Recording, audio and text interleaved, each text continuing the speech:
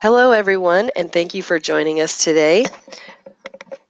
This is a webinar brought to you by R.C. Thornton and Associates called Tax Cut and Jobs Act for Individuals: What Individuals Need to Know for 2018 and Beyond.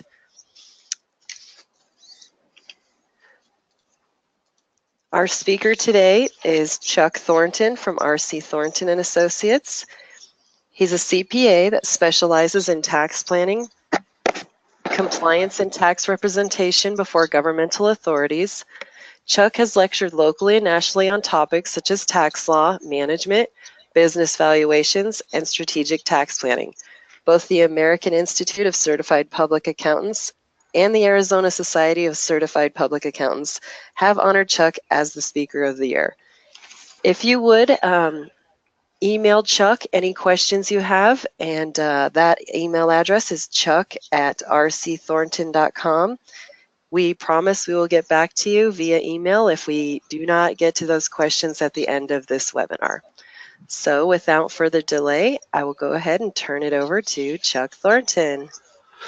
Well, good morning, taxpayers. And boy, this might be a time to be called taxpayers. We'll let you be the judge on that. A lot of people have been saying, oh, the taxes are going to be too high, they're going to be too low. Some people are not going to get tax deductions. So we'll let you kind of think that through, and we'll talk about it. I think most people are going to get significant tax reductions and they're going to be happy. By the way, before we get started, right there on the slide, there's a little copyright notice. These are for your use. You can certainly give them over to your copies to your friends.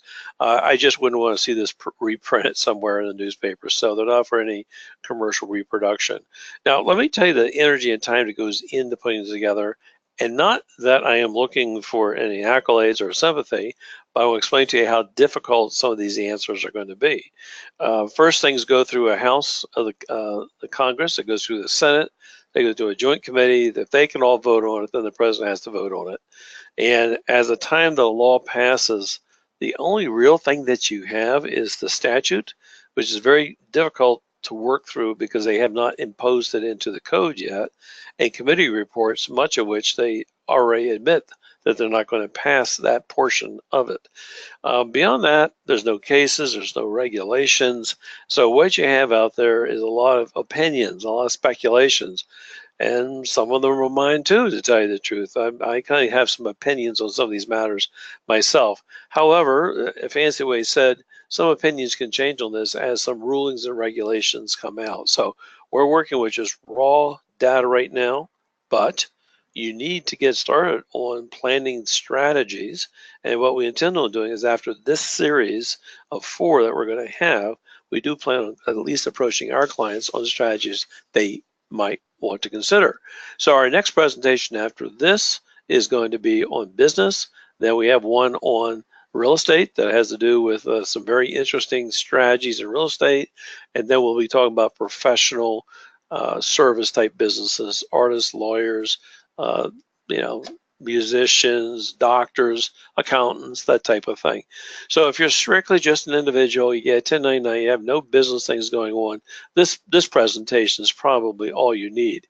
If you have a business, but you may not be so much in real estate, our one on Thursday would be important. If you are heavily involved in real estate, you absolutely want to listen to the one that's coming up next week. And if you're one of these professional service providers, I would suggest that you listen to the one at the end, which means if you have all those qualifications, you might actually listen to all these sessions, to tell you the truth, and some will be slightly redundant on some topics.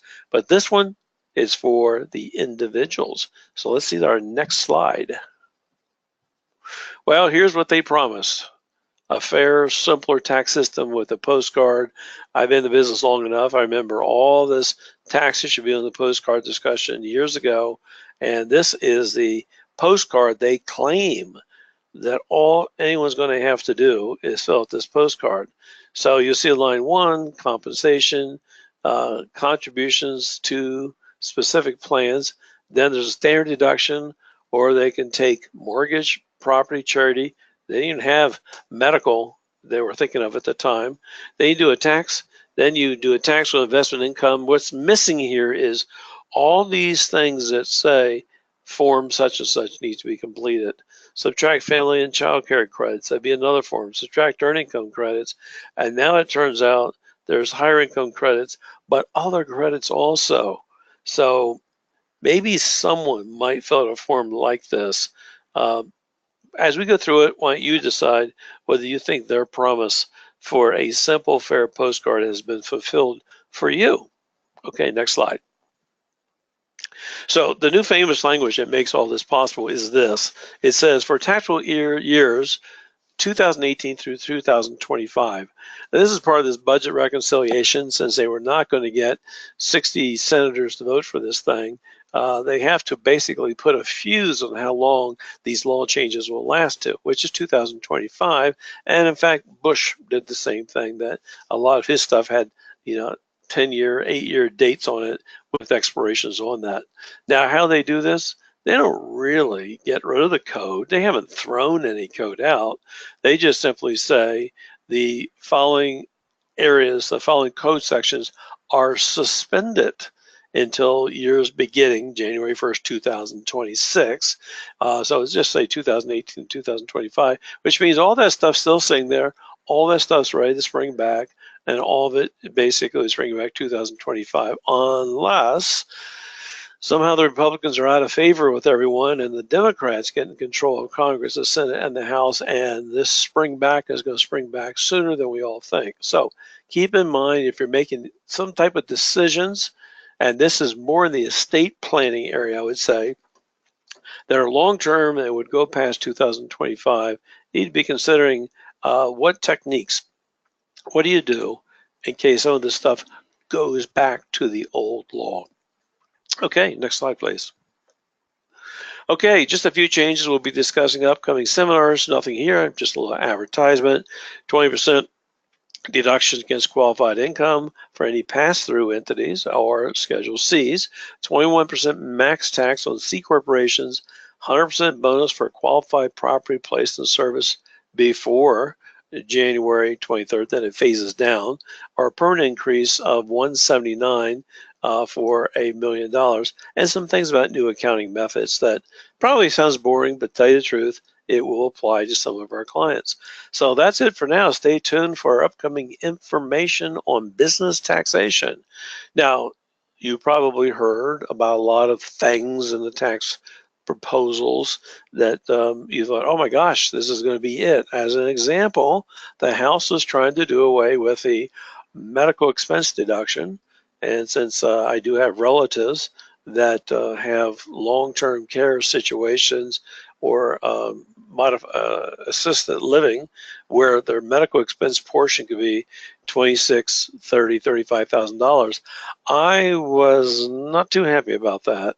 And it never made it into law. You'll see what did make it into law. But you may have focused on some of these things, and you're still thinking, gee, did that go through? And then you add to it all the rumor mills and everything, you might be misinterpreting things. So here's some things that never made it to the law, but were discussed. Eliminating the stepped-up basis on death, didn't make it. Modification of 401k plans, there was talk about contributions being, $5,000, $6,000, never made it. Use a FIFO method of accounting for selling marketable securities. I'm rather surprised this one didn't pass, to tell you the truth, but it did not pass, and so you can still identify what securities you're selling. Capital rate stayed the same, credit for elderly and permanent disabled, and let's check our next slide. I don't know if I see here, but the sale of your home basically is 3 out of 5 years. They had talked about 5 out of 8 years, so there's no change there. Plug-in electric motor vehicle things, American Opportunity Credit, Hope Lifetime Credit. By the way, if you remember that first tax form we saw, the simple card, there was a bunch of credits all going on to one line. I think there might be some things that are being attached to that. Student loan interest didn't get changed. Educational assistance, which we just talked about. Employer providing Housing didn't get repealed. Changes in the holding periods for principal residence, that was, it stayed at 3 out of 5 years instead of 5 out of 8 years being used for principal residence. Employer provided dependent care expense did not get thrown out. That's still viable. Adoption assistance programs are still here. In-service distributions, that is the ability, if your plan document for your employer provides and you're 59 and a half or older, you can take out your vested portion, roll it into an IRA, and you can do your own thing and not be stuck with whatever the company is doing. The company is investing for more the average. This allows you to take your money out with an in-service distribution and do more of what you want to do with it. Okay, next slide. Income tax rates basically have gone down. We're going to see a slide here in a moment, but some tax rates have continued. 20% for capital gains have continued. That's good. It'd be nice if it was 15%, but that's still good. 3.8% net investment tax. That was an Obama creature that was done. And I thought for sure they'd get rid of this, and they did not. So this is the Medicare tax effectively being applied to investment income for people who have over $250,000 AGI. And of course, there's always a constant struggle of what's called net investment income and what isn't. And there's some strategies, but they're historical strategies that you can do for that. The 9% additional Medicare tax that's applied to additional high income level people. Wages earned income over 250 has another 9%. Traditional arguments to be made, reducing salary and basically maybe having higher income in your pass-through entities. So let's look at the next slide. There's the rates there. I'm not going to read each one of these rates for you for sure.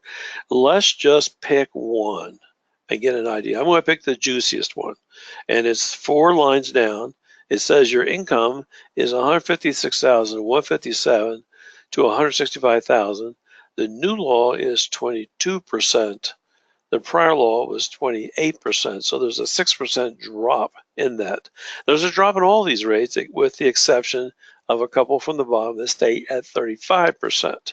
The ones for people over 600,000, which were at 39.6, is 37%. Now, you might count up and you can eyeball that and say, I thought you said there was only 7 rates. There are, but to compare them to the prior rates, I had to take into consideration the numeric number of rates that they had in the prior law, and then where they got bifurcated or split in the new law. So I kind of had to jerry-rig this table to show you, but it does not negate the fact that the TCJA, anyone know what that is?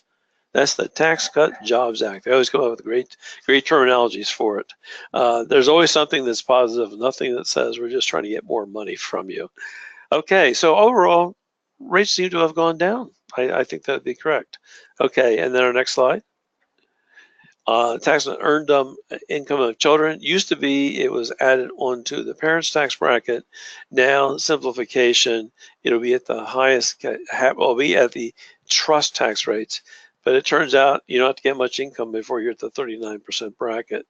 So the morals on this is you need to find ways to shift earned income and not earned income to unearned income to the kids. Okay, next slide. Standard deductions, let's just focus on the married filing joint.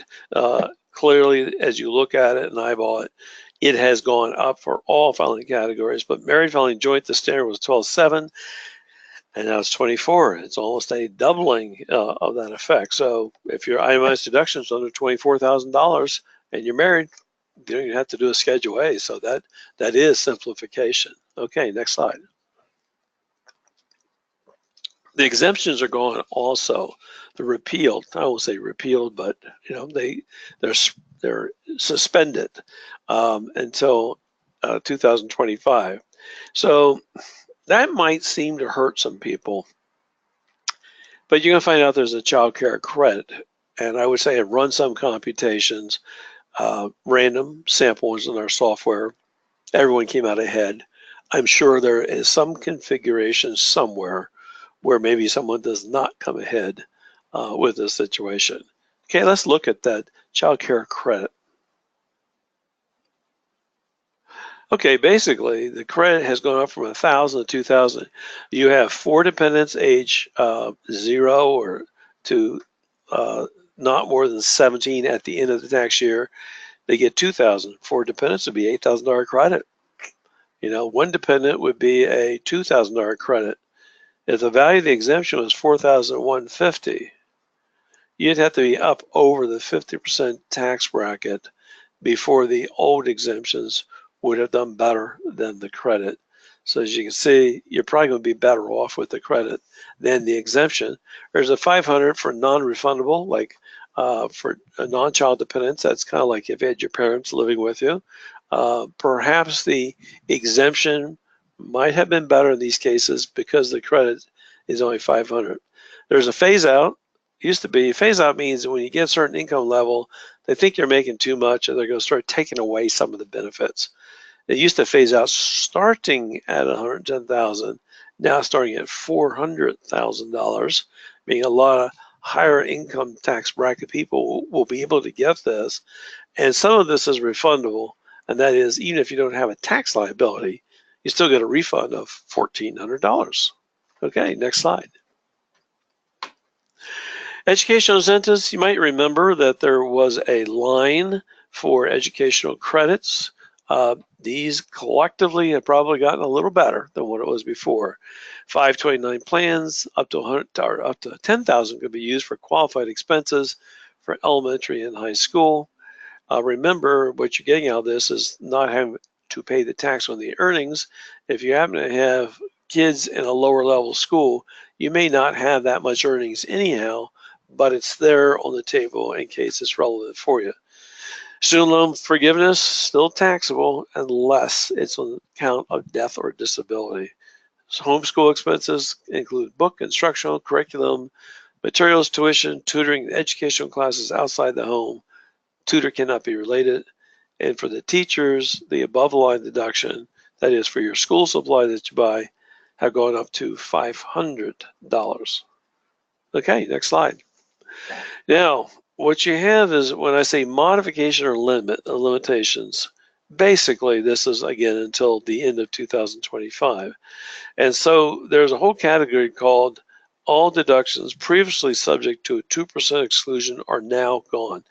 If you looked on your Schedule A, you look down at the bottom of the return, you'll see miscellaneous itemized deductions. They were always subject to 2% exclusions. They included tax preparation fees, they included attorney's fees for things like your wills, job expenses, job hunting expenses, moving expenses, usually investment fees for investment advisors and so on. Those now are suspended, not allowable until after 2025. Medical expenses are now at 7.5% of adjusted gross income. Used to be 10%. And the House, when they talked about this, they wanted to do away with this altogether. And so for people who have family members with high medical expenses, that was a bad decision back when the House had it. However, it turns out that for the next 2 years, they're going to knock down the limitation to being only the amount in excess of 7.5%. But when it springs back in 2 years for 10%, then it will be at the 10% level. Also, too, they also repeal exclusions for qualified member moving expenses, actually, except for a member of armed forces. If you have someone in the military who gets moving expenses, they can itemize them, or they can pick it up as a reimbursement and not pick it up as income. Unlike an employer who might give you a $10,000 refund for reimbursement of your expenses, that $10,000 is picked up in income, and now it is non-deductible for you. So if you're relocating and negotiating a job, you want to take in consideration these things are all not washes. Okay, next slide, please.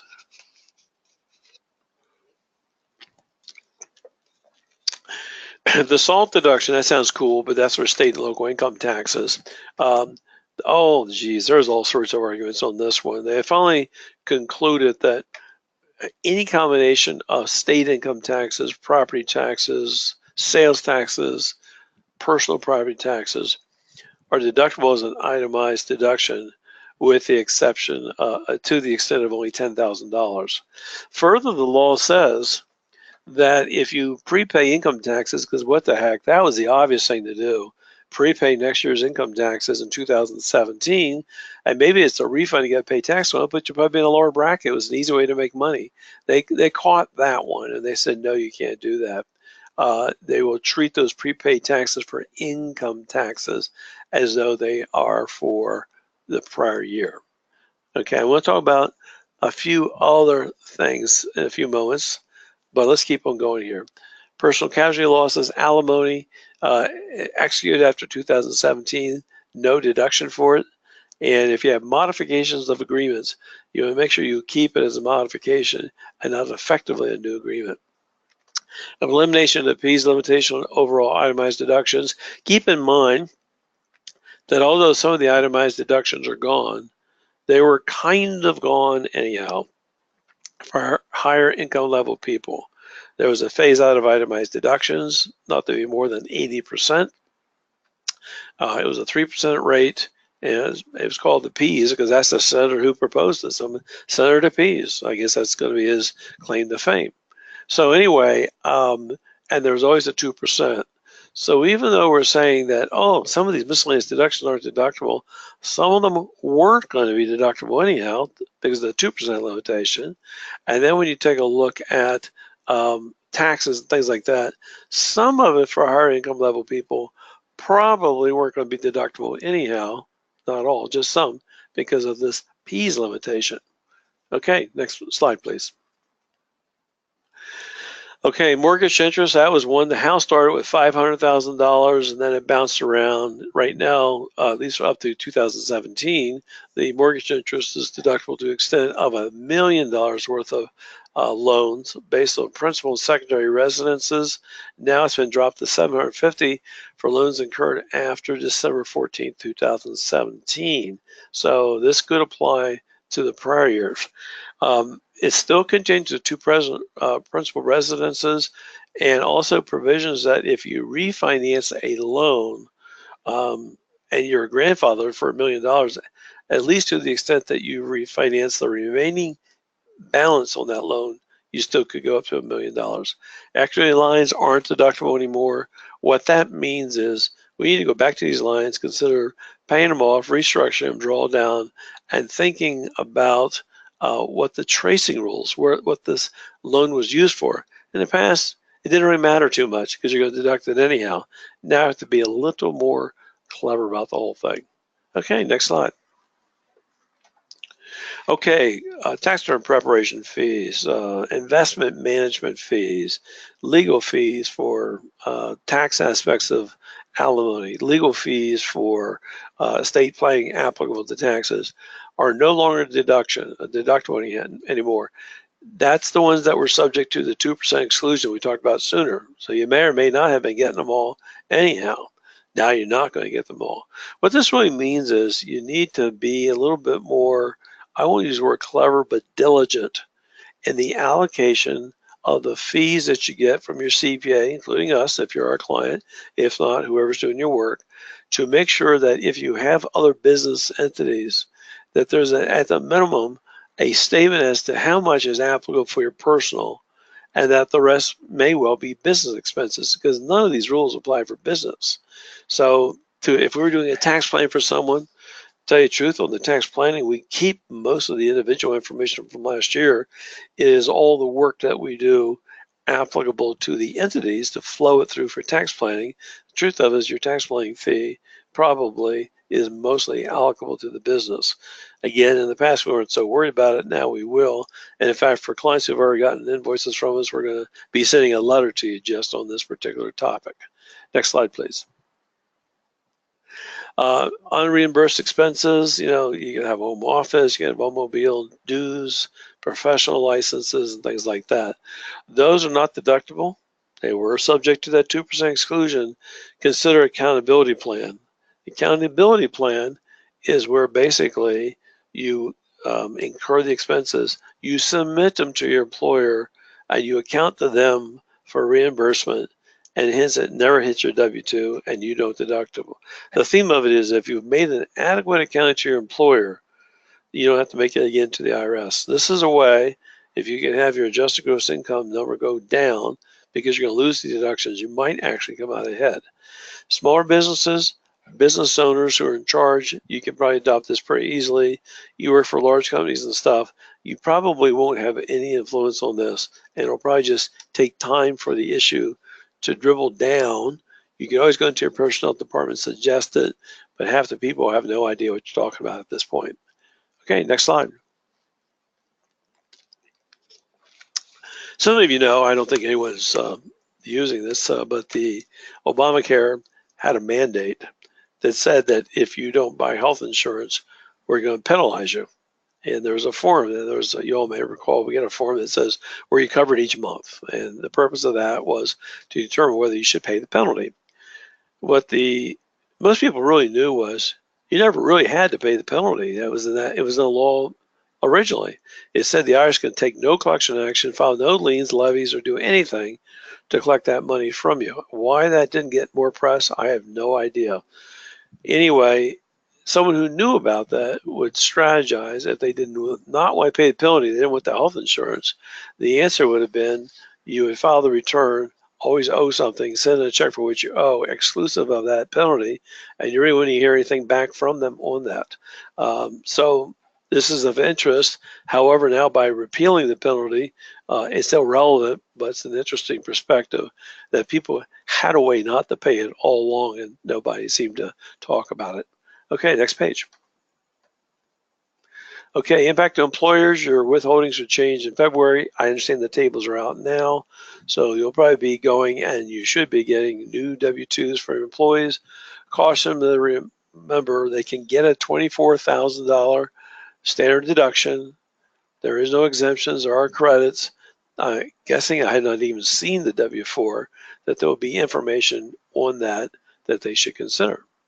Okay, next slide. Retirement plan Roth recharacterizations. We used to do this. Someone had an unusual loss situation coming in one year. We actually had the need for more income to absorb all the other deductions. We would have them take a rollover of the Roth, regular IRA into a Roth, and then we'd wait until we did the return. If we rolled over too much, we'd roll or recharacterize the rest back to an IRA. What I did is that to the penny, I got basically step-up basis in a Roth plan for them, and I didn't have lost itemized deductions. Great strategy. We probably did this during the economy of the downturn. We did it many, many times. I can't do it anymore. Sorry. So if you take money and you characterize it as a Roth, that's fine, but you can't change your mind and put some of it back. That's what's a recharacterization. You can still do a Roth contribution to a traditional IRA if you want to. I don't know how often anyone would want to do that, but the reconversion idea, which was really a slick idea, you have to really know what your income is going to be for sure when you make that decision. Okay, next slide. Alternative minimum tax, there's talks about getting rid of that. The C corporations don't have it anymore, but individuals do. The alternative minimum tax is a way that you compute your tax a second way, and if that second tax winds up being higher than your regular tax, you pay that also. And they had all sorts of issues with that credit carry-forwards and so on, credit carry-forwards, which we won't get into. They did keep it for the individuals, but it's not as terrible for lower income level people. I mean, we saw people with, not that lower income's 150, but we saw people with 150, 125 getting hit by this tax. And so it used to be that you would start phasing out an exemption the exemptions was 109. It is 109. In the past, it was 84,000.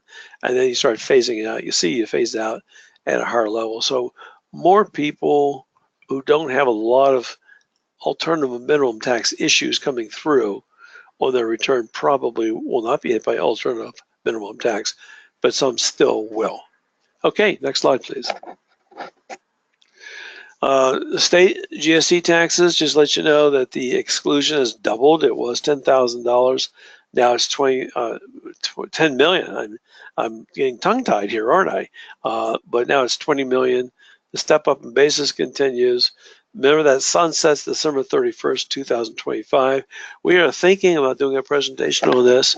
Most people are not in the $20 million state tax bracket, but most people in their wills have provisions that say upon death of the first spouse, their share of the community property goes into a bypass, a marital, a B trust, are called different things.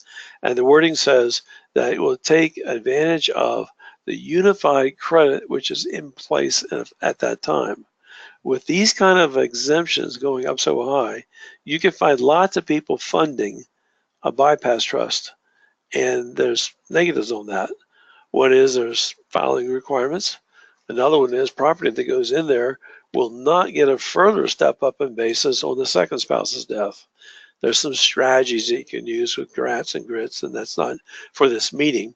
But you might want to, even if you have a simple lower estate, you might want to get that out, visit with your attorney and say, in light of this new law, how much of my estate's now going to go into this B trust, and do I want that? So give us a call for clients we work with, and we can talk with you about it. But I think it's easy to say, no problem, not going to worry about it. And someone with a $6 million estate could have a problem. And in fact, some of the clauses could even be a problem if it's less than that. So no more said about that right now, but for later. Okay, next slide, please. Okay, so here's what they promise. What do you think? You think it's easier? You think it's going to be more complicated? Less complicated? My response is this. I do think it'll be less complicated than it was in the past. Why? Well, you can't deduct as much. I mean, it's pretty simple. Your Schedule A is going to be easier, and your people taking itemized deductions will go down. I think you're going to see a lot more stuff coming in on lines 9 through 12 with subsidiary schedules, and you don't see stuff coming in for individuals.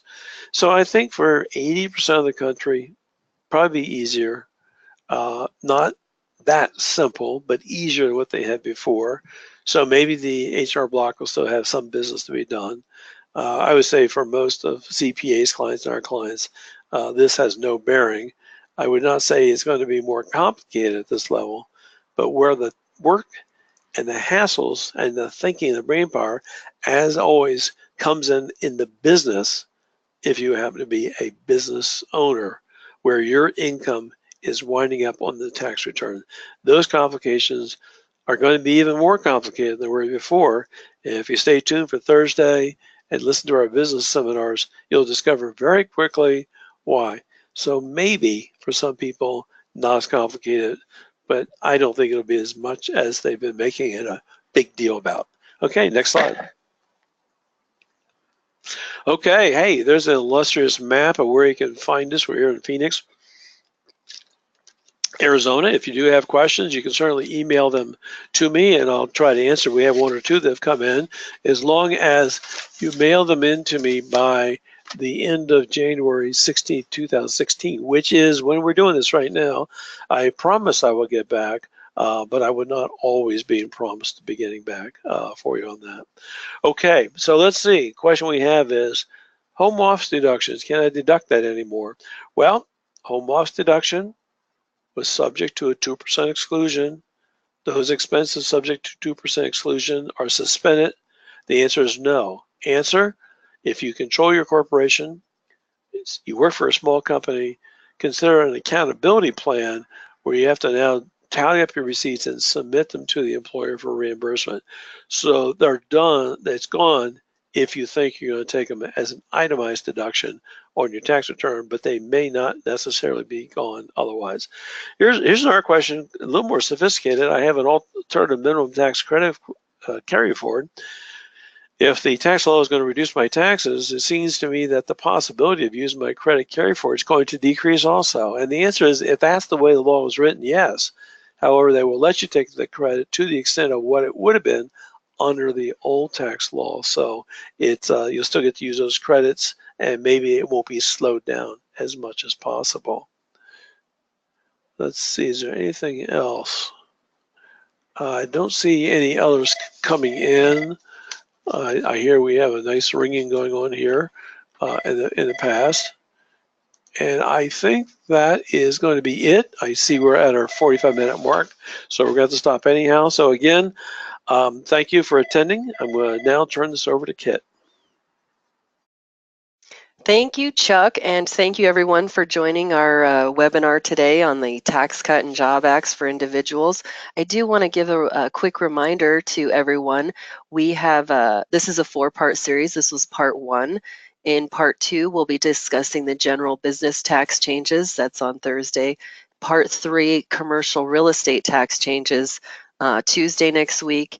And then planning for business entities, part 4, on Thursday next week. And all of these will be recorded and available on our website. So thank you very much for joining us today, and we look forward to having you on future webinars. Have a great day.